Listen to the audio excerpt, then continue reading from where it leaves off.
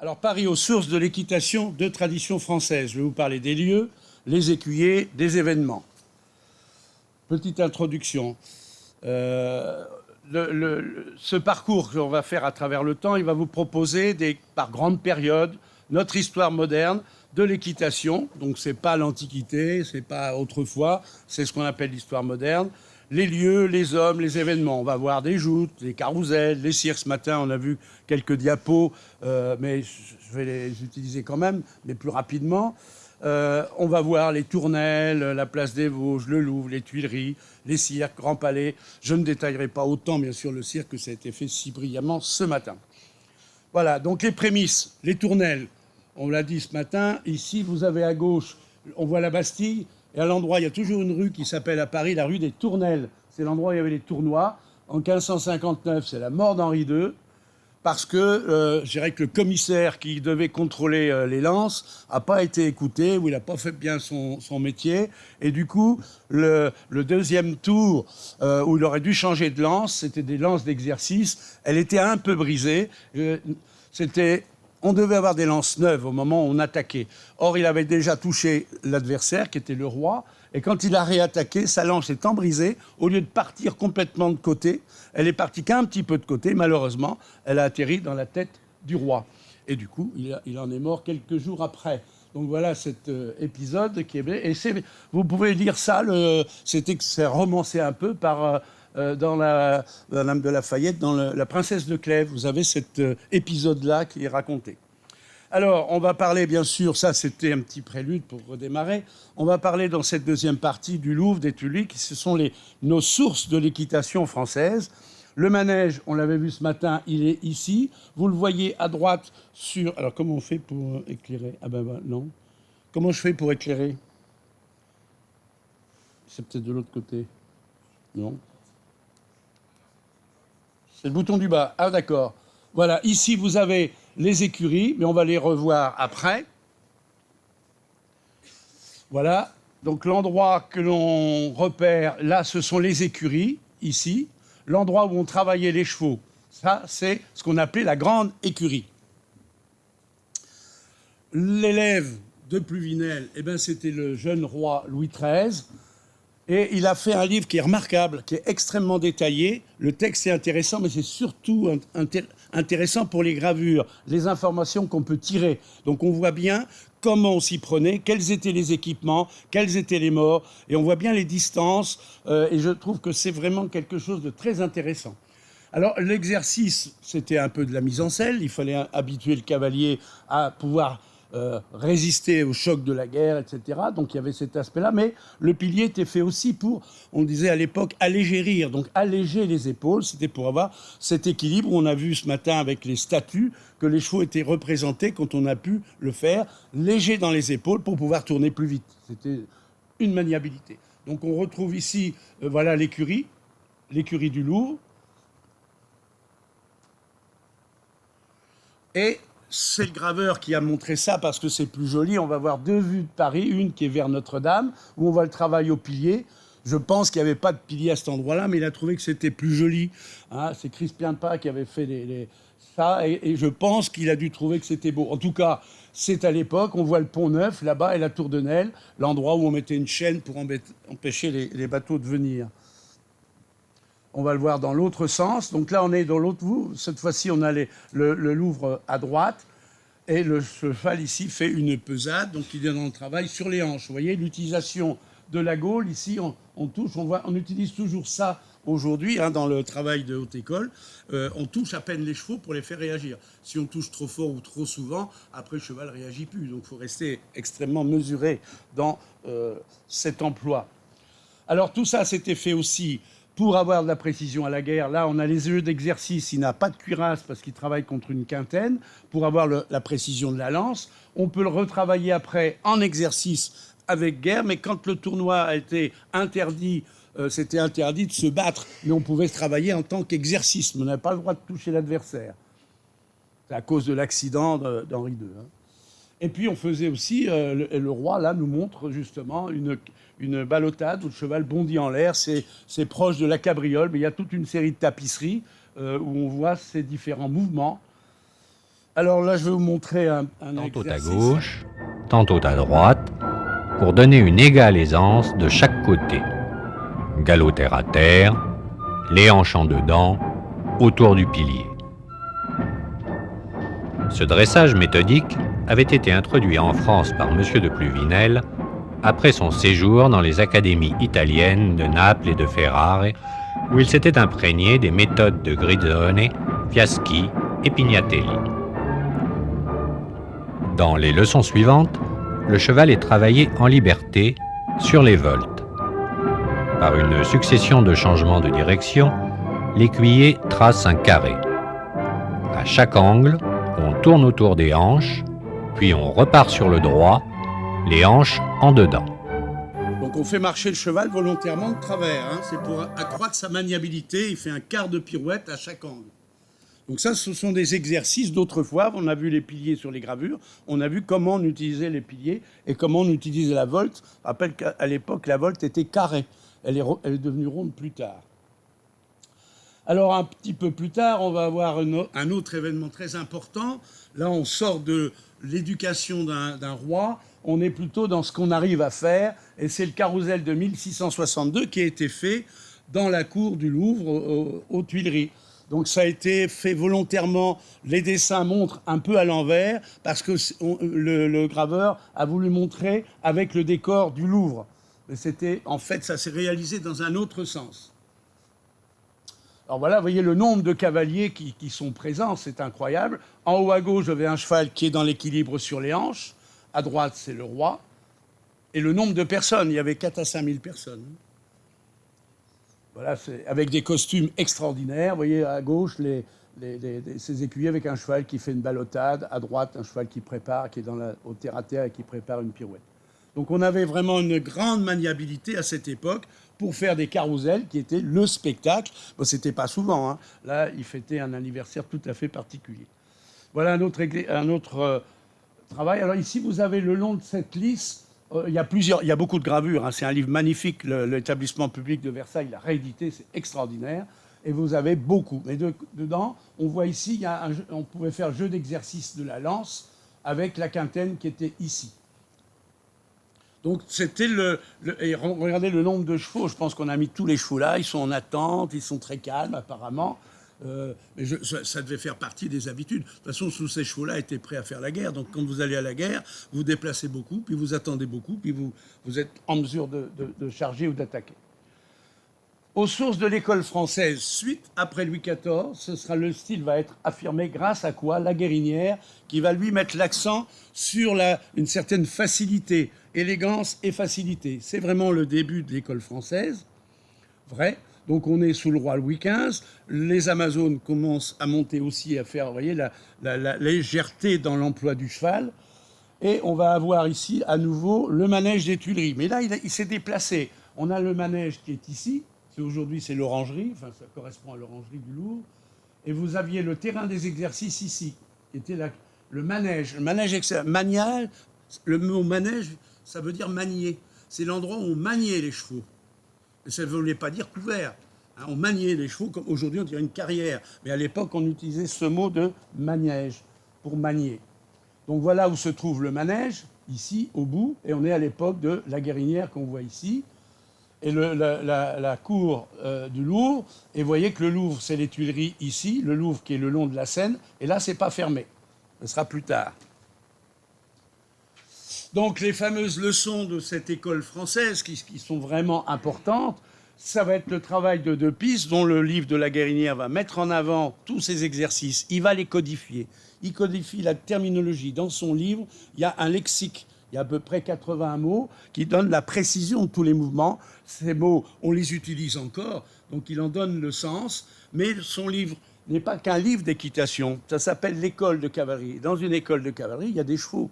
Et il y a la plus grande partie de son ouvrage, il y a l'équitation, mais c'est surtout comment on entretient le cheval, comment on le nourrit. Et il y a les équipements. Donc il y a beaucoup de pages qui sont consacrées au harnachement et également à l'élevage, aux soins et aux maladies de l'époque. Alors ça fait un peu penser aux médecins de Molière, mais ça n'empêche qu'il y avait ce goût de dire il faut soigner les chevaux. On a en haut, ici, on voit un cheval dans les piliers qui fait une croupade, on se croirait à Saumur. Là, un cheval qui travaille à la longe. Et ici, un cheval qui est sur une pirouette. Il est donc très assis. Une pirouette à gauche, pirouette... Voilà. Donc là, on est dans l'équitation de son époque, avec des embouchures qui restent très longues. Et c'est pas parce qu'on a des grandes branches à un mort, vous voyez, elles sont très très longues. Elles sont à peu près 4 fois plus longues que nos branches actuelles. Mais plus c'est long, plus c'est puissant. Et donc, plus il faut être doux. Et l'erreur d'aujourd'hui, c'est des gens qui disent on va mettre des petits morts, on va pas mettre de mort de bride, ça fait mal au cheval, on va mettre un filet. Du coup, ils peuvent tirer quand ils peuvent. Un cavalier de course, un jockey, il n'a pas de bride, lui, et il tire plein bras. Donc, si vous voulez, on est un peu quelquefois dans une interprétation fausse de ce qui se passait autrefois. Donc, vous voyez les branches du mort. Alors, pourquoi la reine de filet est détendue? C'est parce qu'on appelait ça la fausse reine. C'était une reine qui, autrefois, utilisait des protections contre les combattants à pied. Mais le cheval devait toujours être capable de travailler avec la bride. Il n'utilisait pas le filet. Il utilisait le capson, mais le filet, ça s'appelait bridon, c'est bridon d'écurie. Voilà, alors là, c'est le fameux ouvrage de la Guérinière, École de cavalerie, qui a été réédité. Ça a été un best-seller extraordinaire. Vous auriez aimé éditer ce livre. Alors... Voltaire a écrit, justement, il met un peu en avant cette transition. Il a écrit ça en 1756 dans l'essai sur les mœurs et l'esprit des nations. Aux tournois et aux pas d'armes, donc les combats d'exercice, ont succédé quoi? Des combats contre les taureaux en Espagne, bon, on connaît, ça existe toujours, et les carousels en France, en Italie et en Allemagne. Et nous, on a inventé quelque chose de nouveau. On a transformé le tournoi de guerre avec des lances, rompre en lice. Non, on l'a supprimé parce que c'était interdit et devenu dangereux. Et il dit qu'il s'est fait des révolutions dans les plaisirs comme dans tout le reste. L'équitation était aussi considérée à ce moment-là comme un plaisir. C'est nouveau. Alors l'encyclopédie va beaucoup utiliser l'équitation. Si vous lisez le livre de la Guérinière, il y a un certain nombre de pages, peut-être 50 pages à peu près sur la partie technique. Mais dans l'encyclopédie, alors là, il y en a beaucoup. Et c'est très intéressant. C'est vraiment... on est étonné au début, mais je me dis, mais non, mais si, et on continue. Et c'est vraiment très intéressant. Donc, en gros, c'est la pensée de la Guérinière, affinée et complétée. Alors, à Paris, dans cette deuxième partie du XVIIIe siècle, l'enseignement militaire va évoluer avec le lieutenant-colonel d'Auvergne. Il sera écuyer commandant du manège de l'école militaire de 1750 à 88. Donc, vous voyez, il est resté relativement longtemps, jusqu'en 88, parce que là, les choses commençaient à pas être en très bonne situation politique. Mais il est resté assez longtemps et il a marqué l'enseignement par d'une simplification. Donc, lui, il a été formé très classiquement. On voit ici un de ses élèves, il tient sur la reine de bride. La reine de filet, elle est floche, elle est détendue. Et voilà les élèves militaires à l'instruction. Donc, il a fait avancer et progresser l'enseignement militaire pour un peu dépoussiéré. Avant, on était un peu trop assis et trop sur des choses qui n'étaient peut-être pas très efficaces au combat. Alors arrive la Révolution, donc sur l'emplacement, et on verra tout à l'heure l'endroit qu'on a vu, le manège. Tout à l'heure, on a vu le manège au bout d'une allée aux Tuileries, et je vous ai dit, on travaillait là avec une carrière longue. Et bien voilà, cet emplacement a vu des moments très particuliers, puisqu'on a eu la Constitution, la législative, la Convention de l'Assemblée nationale, et on a fait la République en 1792. Donc c'est un lieu qui a eu pas seulement une référence équestre, mais aussi il y a une référence politique, historique. Et vous voyez qu'ils avaient installé dans le manège des tribunes. Alors après, on va voir quoi? Il y a une période un peu troublée. La période révolutionnaire voit la fermeture des académies, puisque les académies, pour être écuyer, il fallait être noble. Mais après la Révolution noble, il n'en restait pas tant que ça, où ils étaient partis à l'étranger. Donc, il fallait trouver un autre système. Donc, les académies ont fermé. On a retrouvé un système un petit peu différent. En tout cas, Napoléon, lui, veut réorganiser parce qu'il trouvait que ses cavaliers, ses officiers dans les différentes armes, avec chevaux, il n'y avait pas que la cavalerie, il y a l'artillerie, même les officiers d'infanterie étaient à pied, à cheval. Donc, il a voulu faire quelque chose. Et on a retrouvé une note de 1807 où il dit, moi, il faut me trouver quelque chose pour améliorer. Trouvez-moi, il s'est fait quelque chose à Versailles, à Fontainebleau, enfin, trouvez. Donc, ça a mis un certain temps. Et il y a eu la création d'une école à Saint-Germain. On le voit ici, il fait une inspection à Saint-Germain. Et là, c'est M. Cordier, ici, qu'on va retrouver Parce qu'avec Aubert et Cordier, ces deux, un peu, je dirais, des traditionalistes, ils étaient passés à travers parce qu'ils n'étaient pas nobles et n'étaient pas officiers. Il est devenu après sous l'Empire. Donc, si vous voulez, ils avaient une culture équestre assez pointue et en même temps, ils sont passés à travers la Révolution. Donc, il fallait bien retrouver des ressources et eux l'avaient. Donc, ils ont préservé, eux, ces principes de l'école française et on trouve dans le livre de Aubert, voilà, le travail à la longe de formation du cavalier et le travail au pilier, c'est remarquable. Hein, quand vous regardez les livres d'autres auteurs de l'époque, dont Baucher, on n'a pas ce type d'attitude, on n'a pas cette beauté. Donc on est vraiment dans la logique traditionnelle. Alors, aux sources de l'école française, écuyers et écuyères des cirques, comme on l'a vu ce matin, il n'y a pas eu une équitation que dans la cour. Avant la Révolution, c'était à la cour. Après la Révolution, il y avait beaucoup la guerre. Et après est arrivé quelque chose de tout à fait nouveau. Je ne vais pas développer, bien sûr, puisque je savais qu'un intervenant le ferait. Voilà, on a vu ce matin le cirque olympique. Les grands écuyers du moment, on va avoir Baucher, on va avoir les deux grands cirques qu'on avait vus ce matin, et le cirque des Champs-Élysées. Donc là, c'est le cirque des Champs-Élysées, ça, le cirque qui deviendra le cirque Bouglione, mais à l'époque, ça s'appelait le cirque Napoléon.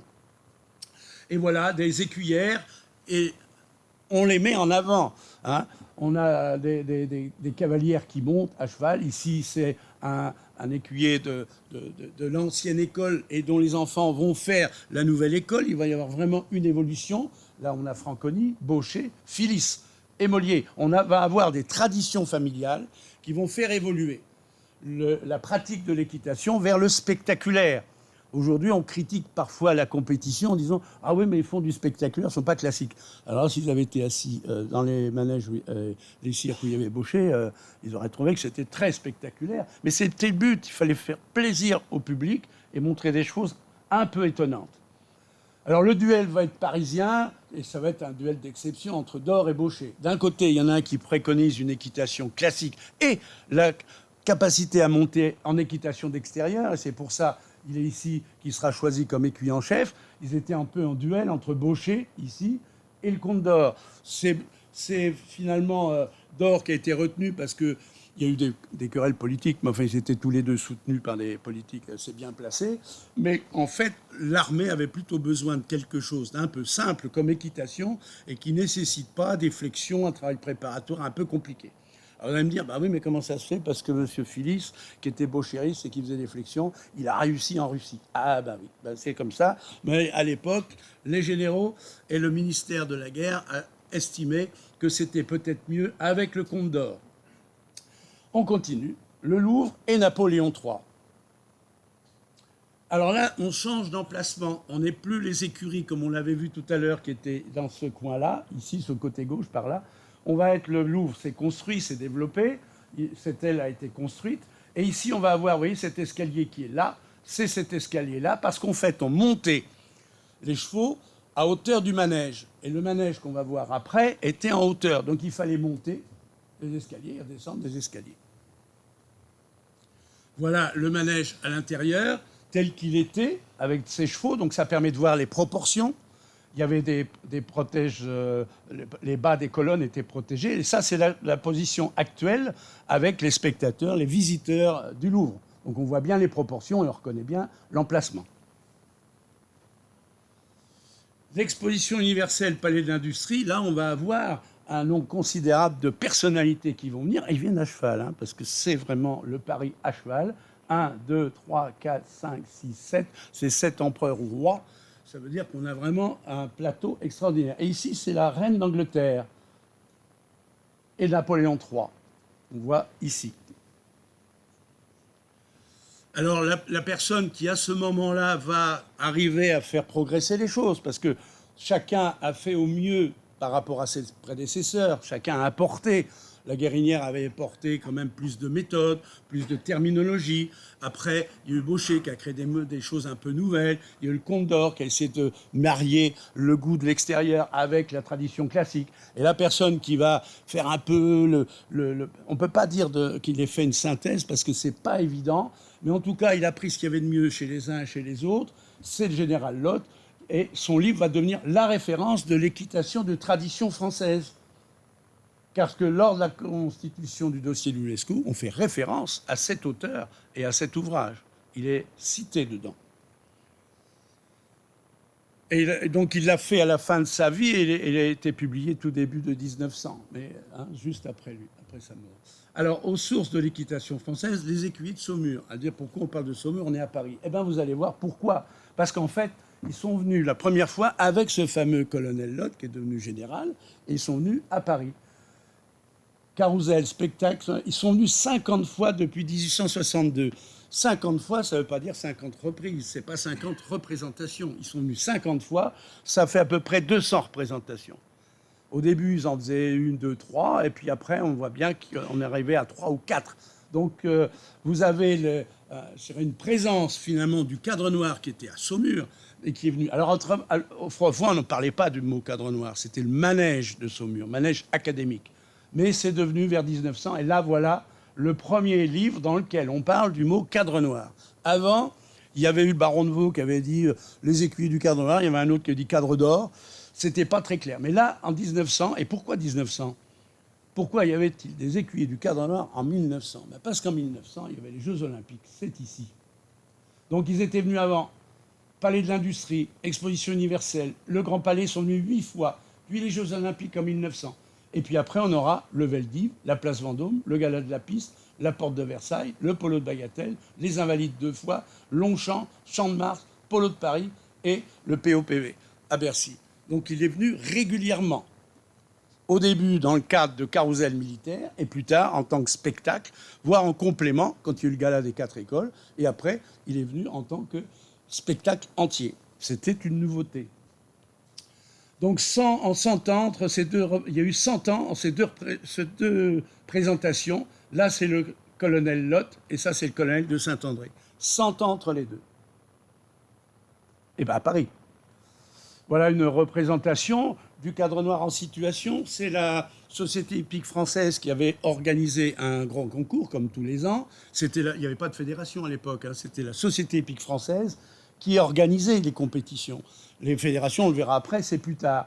Et donc, il y avait dans ces moments de rendez-vous des carousels, des présentations, et le cadre noir s'y est présenté. Et on voit bien que c'est relativement plus tard, puisqu'ici, les tuniques sont courtes. Il n'y a plus la redingote du général Lotte. Voilà le type l'écuyer en chef avec ses écuyers. Et ici, les présentations. Devant, là, il y a un écuyer, on ne le voit pas ici, mais ce sont des élèves officiers de Saint-Cyr qui participaient à ce type de manifestation équestre.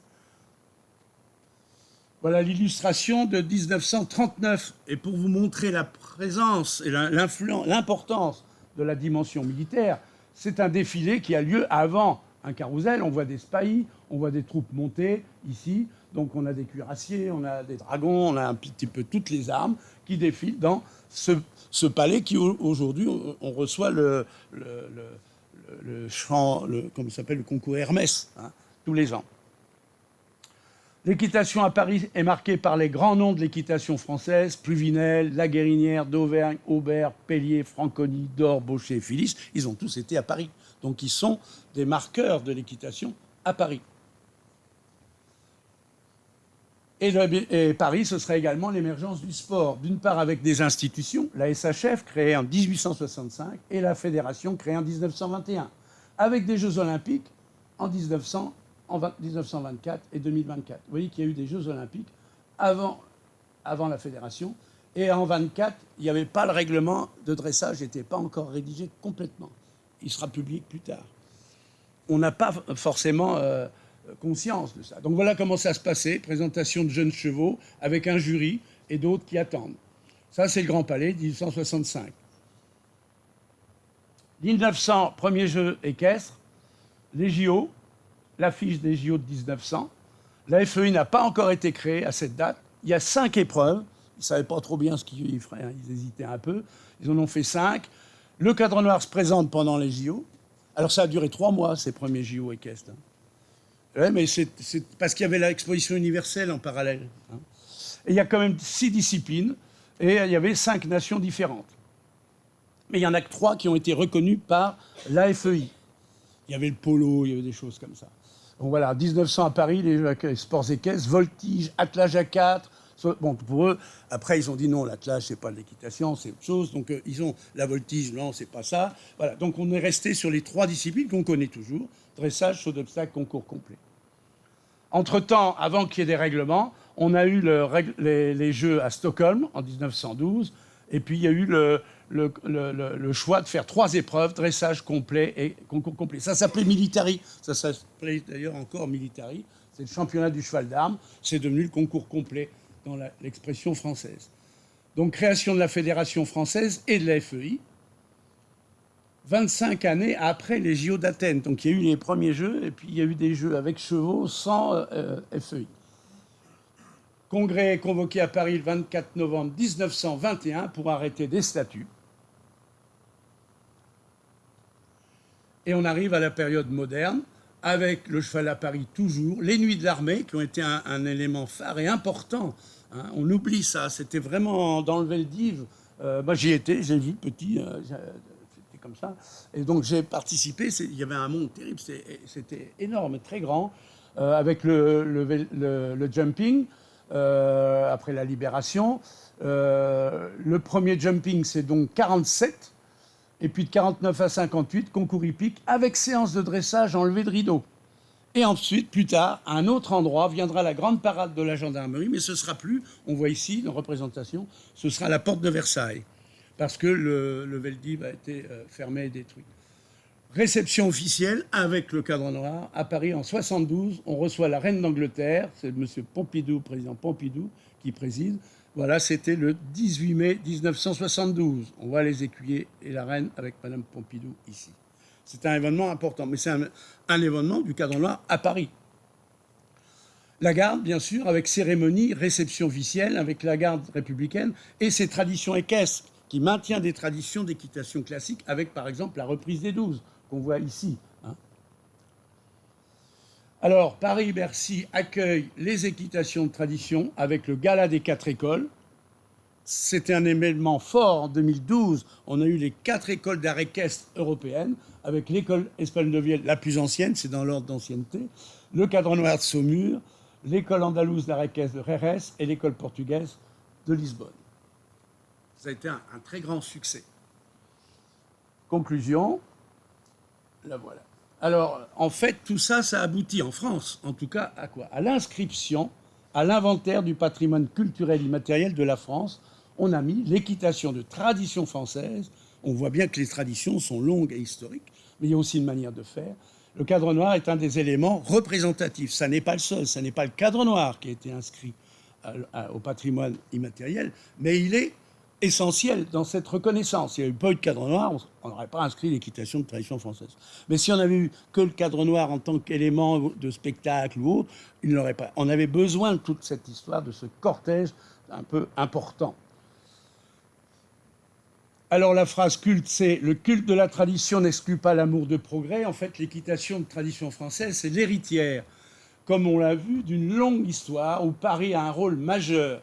Elle revêt plusieurs aspects. Un aspect technique, avec les apports des écuyers du Louvre, de Versailles, de Saumur, et la tradition du cirque. Il ne faut pas oublier la tradition du cirque. À travers Baucher, on a eu une influence, pas seulement parce que les gens de cirque étaient des cavaliers de haute école et savaient présenter les choses. Écrite dans des ouvrages qui ont contribué à en forger les références. On a énormément de livres qui transmettent cette valeur de l'équitation de tradition française.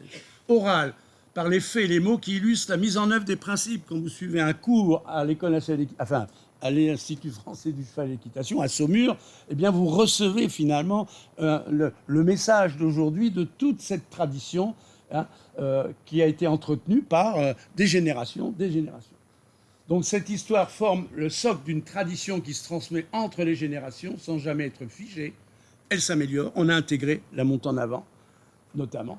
Comme le rappelle la citation du colonel Danlou, incluse dans le dossier de candidature, c'est très important, « Ce culte de la tradition n'exclut pas l'amour du progrès ». Et il a écrit ça en 1931. Et pour terminer, un extrait de ce qui donne l'inscription. L'équitation de tradition française est un art de monter à cheval, comme caractéristique de mettre en relief une harmonie des relations. C'est ça qui caractérise l'équitation française, Dans d'autres pays, ça va être l'efficacité, ça va être la précision. Nous, c'est l'harmonie des relations entre l'homme et le cheval. Les principes et processus fondamentaux de l'éducation du cheval sont l'absence d'effet de force, très important, et de contraintes, ainsi que des demandes harmonieuses de l'homme respectant le corps et l'humeur du cheval. L'humeur, c'est au sens de sa psychologie. Donc c'est en fait un état d'esprit qui s'applique à toutes les disciplines. On ne peut pas dire que l'équitation de tradition française, c'est forcément une équitation de dressage. Toutes les disciplines qui mettent en avant le respect du corps du cheval et de son mental sont dans cette ligne. Donc on a la volonté de mettre le moins de force possible pour obtenir le meilleur résultat, donc la plus grande harmonie possible. Donc on est dans la logique du respect du cheval. Voilà, calme en avant droit, Général Lott, je crois que j'ai terminé. Ouais.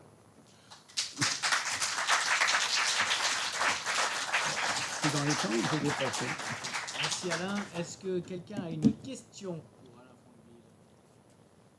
Olivier. Merci. C'est une question de détail, tu me pardonneras. Je me réfère à ce que tu as dit du bridon à l'école de cavalerie, à l'école de Versailles. Oui. Est-ce que c'est pour s'opposer à l'école de Versailles que Baucher, sur son lit de mort, devant Lot, a fait l'éloge du bridon en disant que c'était merveilleux et qu'il n'y avait que des avantages? Ou est-ce que ça n'a rien à voir? Eh ben, ça à voir, c'est-à-dire qu'en fait, il l'a pas fait politiquement, il l'a fait techniquement. C'est-à-dire que lui est arrivé à un stade d'obéissance du cheval par des procédés, par sa méthode, pour arriver à dire, moi, je peux le présenter, même enfilé. Et finalement, quand on peut le faire enfiler, eh ben, ça monte bien et qu'on a une bonne méthode. Et c'était ça son message. C'était pas une critique vers l'emploi d'avant où on avait besoin de morts de bride longs, donc il fallait une main un peu douce, parce qu'avec un mort de bride comme ça, si vous êtes un peu brutal, vous vous retournez. Et donc, lui, il est arrivé à trouver, et il a mis en avant la valeur de sa méthode, et il avait trouvé, avec toute son expérience de dresseur pendant des années, et aussi son accident où il avait moins de force, il s'était rendu compte qu'en utilisant certaines flexions, on pouvait avoir cette légèreté, cette douceur de contact relativement tôt, et donc se passer de la bride et pouvoir monter en filet. Est-ce que j'ai répondu à la question? Ce que vous dites sur Baucher arrive à la toute fin de sa vie, effectivement, et après son accident. Mais dans la première partie de sa vie, il a fait comme beaucoup de cavaliers de l'époque, je pense, on va parler même de gourmettes qui blessaient. C'était aussi, c'est pas qu'une pratique en douceur, c'est ça que je veux dire. Mais tout à fait, pas seulement la gourmette. Il faut le dire aussi parce que sinon l'évolution n'est pas. C'est réel. Il suffit de lire, pour ce qui concerne Baucher, il suffit de lire le livre du général de Carpentry, où il montre des éléments, des arguments là-dessus, notamment son opposant, qui lui était un classique de type de Versailles, c'était donc Aubert, et qui montre qu'il utilisait vraiment trop l'éperon, trop les jambes. En gros, il a commencé un peu jeune, il avait beaucoup de gaz, lui, il voulait contrôler ses chevaux. Peut-être qu'il a été parfois un peu exigeant, mais il a su progresser, et son enseignement, il a trouvé tout un système, une méthode pour échapper à cet emploi de la force. Mais c'est sûr qu'à un moment donné, dans son début de sa carrière, il était un peu fort et puissant dans ses aides. Ça, c'est clair, il le reconnaît. Hein. Et tout le monde, et tous ses élèves l'ont reconnu. Mais c'est en même temps un gage de valeur en se disant il a su évoluer et il a été vers moins. Donc en gros, il est parti d'une équitation un peu forte pour aller vers l'équitation française. Merci Alain. C'est l'heure. Bon. Je pense que vous pouvez applaudir Alain. Bon.